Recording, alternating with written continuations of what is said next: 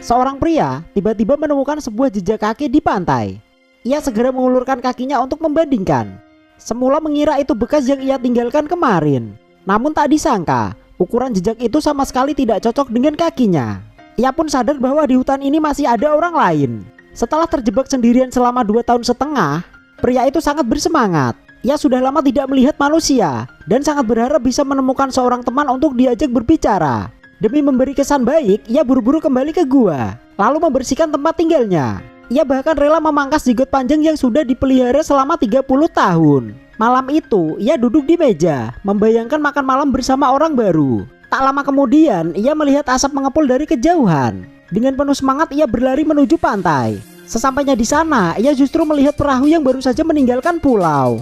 Terlihat di sekelilingnya berserakan tulang belulang manusia. Pada saat itu ia sadar bahwa yang datang bukan manusia biasa, melainkan sekelompok kanibal haus darah. Ketakutan akan diserang di tengah malam, ia segera membangun pagar di sekitar tempat tinggalnya. Benar saja, beberapa hari kemudian sekelompok kanibal itu muncul kembali. Kali ini, pria yang bernama Bang Apra memutuskan untuk melawan. Ia mempersenjatai diri lalu bersembunyi di balik semak-semak. Dari jauh, ia melihat kanibal-kanibal itu sedang melakukan ritual pengorbanan manusia.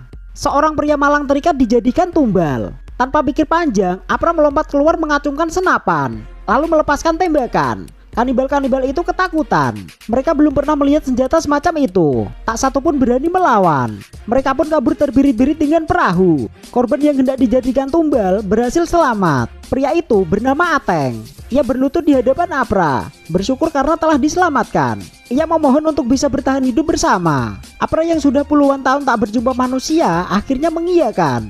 Ia membawanya ke gua dan mulai mengajari Ateng berkomunikasi bahasa isyarat. Akan tetapi Ateng tidak paham. Akhirnya Joko bersikeras mengajarinya bahasa Inggris. 2 tahun setelah berlalu, kerja keras itu membuahkan hasil.